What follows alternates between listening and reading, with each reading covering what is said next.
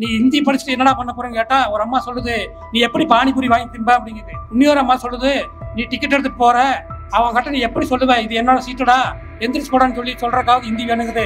ஆக மொத்தம் ஹிந்தி படிச்சா பானிபூரிக்கும் நீங்க ட்ரெயின்ல வந்து பாதுகாப்பா பயணம் செய்யறதுக்கு தான் முடியும்னா அப்பேற்பட்ட ஹிந்தி வெங்காயம் எங்களுக்கு தேவையில்லை. பெரியாரை படிக்கவில்லை என்று சொன்னால் நானும் ஏதோ ஒரு இடத்துல பாரத் மாதா கி ஜெய் என்று சொல்லிக்கொண்டு ஒரு சங்கியாக, அறிவு கெட்டவனாக, அறிவில்லாத மனிதனாக தெரிந்து கொண்டுதான் இருப்பேன். பெண் விடுதலை, பெண் கல்வி இது ரெண்டுமே இல்லைன்னா என்னால் இப்போ ஒரு பட்டதாரி ஆகி இந்த ஸ்டேஜில் என்னால் பேசிட்டு இருக்க முடியாது. அம்மா அப்பா இல்லாமல் ஒரு இடத்துக்கு என்னால் போக முடியுதுன்னா அதுக்கு பெண் விடுதலையும் பெண் கல்வியுமே மிகவும் முக்கியமாக இருக்கு.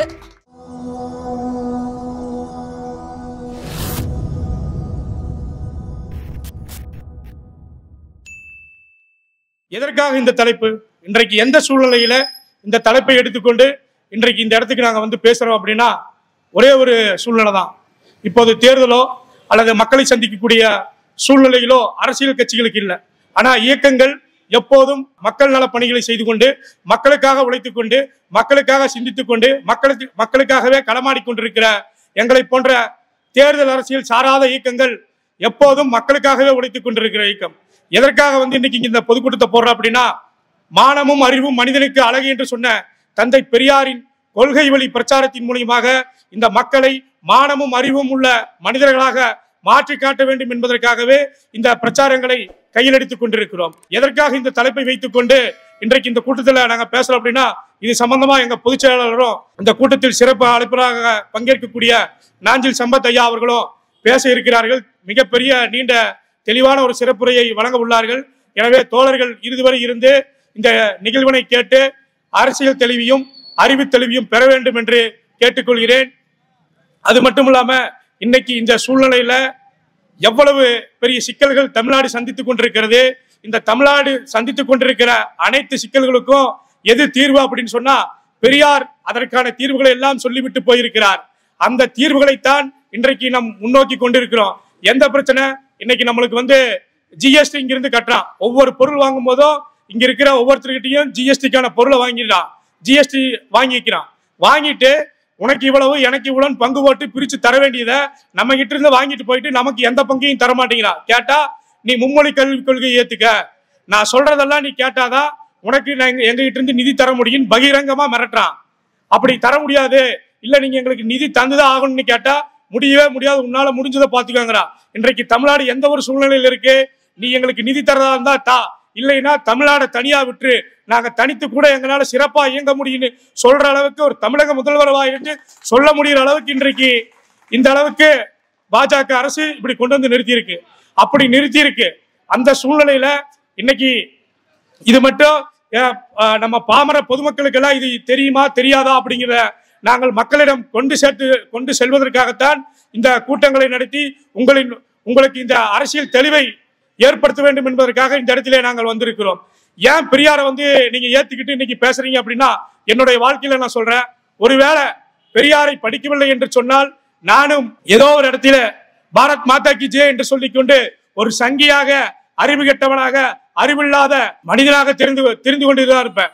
எந்த இதை பத்தி யோசிக்க மாட்டேன். ஓ நம்மளாம் இந்து, நம்மளை வந்து இந்துக்களை ஒடுக்குறாங்க, இந்துக்களை திட்டுறாங்க, இந்து கடவுளை திட்டுறாங்க அப்படின்னு எந்தவித சுய சிந்தனையும் இல்லாம, சுய அறிவும் இல்லாம இருந்திருப்பேன். என்றைக்கு நான் பெரியாரை படித்தனோ அன்னைக்குதான் எனக்குன்னு சுய அறிவு இருக்குது, நம்மளும் சுயமா சிந்திக்க முடியுங்கிற அறிவு தெளிவை பெற்று இன்றைக்கு வந்து மானமும் அறிவும் மனிதனுக்கு அழகு என்கிற பெரியாரின் தத்துவத்தோடு பயணித்த பிறகுதான் அந்த இடத்திலிருந்து வந்து இன்றைக்கு ஒரு மானமுள்ள ஒரு திராவிடனாக, தமிழனாக இன்றைக்கு இந்த கருப்பு சட்டையை போட்டுக்கொண்டு இந்த மேடையில நிக்க முடியுதுன்னா அதற்கு காரணம் தந்தை பெரியார் தான். நீங்க எல்லாம் தந்தை பெரியாரை படிக்க வேண்டும், தந்தை பெரியாரை பற்றி தெரிந்து கொள்ள வேண்டும் என்பதற்காகத்தான் இன்றைக்கு நாங்கள் இந்த பொதுக்கூட்டத்தை நடத்துகிறோம். வீழ்த்த முடியாதவர் பெரியார் அப்படி இருக்கிறது. பெரியார் என்பவர் வீழ்த்தக்கூடியவரும் அல்ல. பெரியார் என்பது பெரிய பெயர் மட்டும் அல்ல, அது ஒரு வினைச்சொல்.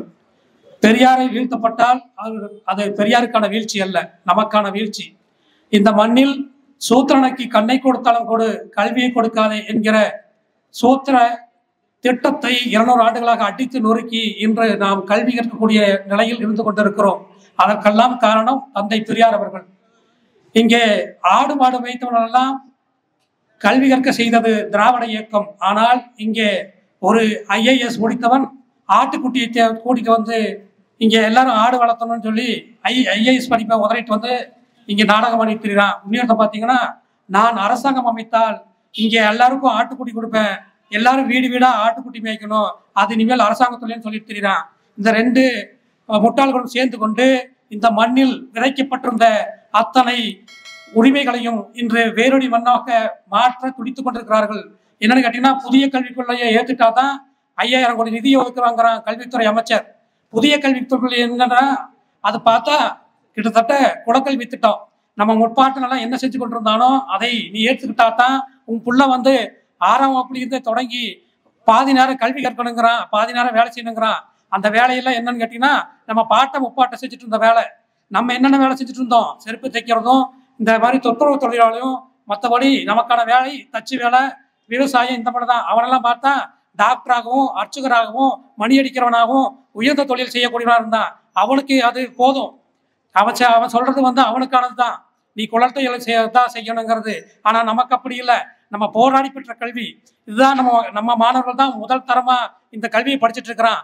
ஆக மொத்தம் நம்ம உரிமையை விட்டு தர முடியாதுங்கிறதுக்காக தான் நம்ம ஏற்றுக்க முடியாதுங்கிறோம். 3 மொழி கொள்கையை ஏத்துக்கிறாங்கிறான். ஆனா இந்த 3 மொழி கொள்கைங்கிறது நமக்கு விதிக்கப்படுகிற அநீதி. ஏன்னு கேட்டா, நீ ஹிந்தி படிச்சுட்டு என்னடா பண்ண போறேன்னு கேட்டா, ஒரு அம்மா சொல்லுது, நீ எப்படி பானிபூரி வாங்கி திம்ப அப்படிங்குது. இன்னொரு அம்மா சொல்லுது, நீ டிக்கெட் எடுத்துட்டு போற, அவங்க கிட்ட நீ எப்படி சொல்லுவ, இது என்னோட சீட்டுடா, எந்திரிச்சு போடான்னு சொல்லி சொல்றக்காவது ஹிந்தி வேணுங்குது. ஆக மொத்தம் ஹிந்தி படிச்சா பானிபூரிக்கும் நீங்க ட்ரெயின்ல வந்து பாதுகாப்பா பயணம் செய்யறதுக்கு தான் முடியும்னா, அப்பேற்பட்ட ஹிந்தி வெங்காயம் எங்களுக்கு தேவையில்லை.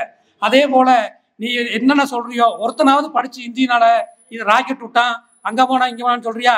பானிபூரி திங்கிறக்கும் மசால் பூரி திங்கிறக்குமாடா ஹிந்தி படிக்கணும்? அந்த ஹிந்தியெல்லாம் எங்களுக்கு தேவையில்லை. நாங்க தமிழ் படிச்சாவே போதும். எங்களுக்கு ஆங்கிலருக்கு கூட நாங்க உலகம் முழுவதும் ஆண்டு கொண்டிருக்கிறோம். டாக்டராகவும் இன்ஜினியராகவும் தமிழ்நாட்டில் இங்க கல்விங்கிறது முதல் மாநிலமா இருக்குது. இதையெல்லாம் முடிச்சு கட்டத்தான் இந்த கோமாளிகளா தெரியுது. நம்ம இங்க இருக்கக்கூடிய பிற்படுத்தப்பட்டவனும் தாழ்த்தப்பட்டவனும் புரிஞ்சுக்கணும். அவனுக்காக இருக்கக்கூடிய சமஸ்கிருதம் படிச்சவனுக்காகவும் பார்ப்பனர்களுக்காகவும் அவன் ஓடிக்கொண்டு இருக்கிறான். ஆனா நீங்க புரிஞ்சுக்குங்க, நம்ம பிள்ளைகளை கூட கல்வியை நம்ம காப்பாற்றணும் அப்படின்னா நம்ம இங்க பிஜேபியை விரட்டி அடிக்கணும். நீங்க தயவு செஞ்சு நம்ம பிள்ளைகளோட கல்வியை பண்ண முடியுறாங்க. தயவு செஞ்சு புரிஞ்சுக்குங்க, அவன் நமக்கான சூழ்ச்சி செஞ்சு கொண்டிருக்கிறான். ஆணும் பெண்ணும் சமம், பெண்களின் திருமண வயது 21, பெண் கல்வி, பெண் விடுதலை, வேலை வாய்ப்பு என அனைத்து துறைகளிலும் பெண்களுக்கு சம உரிமையை பெற்று தந்துள்ளார். பெண் விடுதலை, பெண் கல்வி இது 2மே இல்லைன்னா என்னால் இப்போ ஒரு பட்டதாரி ஆகி இந்த ஸ்டேஜில் என்னால் பேசிட்டு இருக்க முடியாது. அம்மா அப்பா இல்லாமல் ஒரு இடத்துக்கு என்னால் போக முடியுதுன்னா அதுக்கு பெண் விடுதலையும் பெண் கல்வியுமே மிகவும் முக்கியமாக இருக்கு. பெண்களுக்கு கோலாட்டமும் கும்மியாட்டமும் கற்றுத்தருவதை தடுத்துவிட்டு ஓடவும் குதிக்கவும் கற்றுத்தர வேண்டும் என்று பெரியார் அவர்கள் கூறுகிறார்கள். பெண்களும் சம மனிதர்களாக நடமாட வேண்டும் என்றால் முதலில் 3 விஷயங்களை அறவே ஒழிக்க வேண்டும். அடுப்பங்கரையை விட்டு வெளியேற வேண்டும். 2வதாக நகைப்பற்றை அறவே ஒழிக்க வேண்டும். 3வதாக திருமண தடைகளை தடுக்க வேண்டும். இது 3மே தடுத்தோம் அப்படின்னா பெண்களும் சம மனிதர்களா வாழ்க்கையில முன்னேறலாம். தந்தை பெரியார் அவர்கள் ஒரு சிந்தனை சுரங்கம், பகுத்தறிவு அரங்கம், நேற்றும் இன்றும் என்றும் பெரியார் வழியில். வாழ்க பெரியார், வளர்க பெரியார்.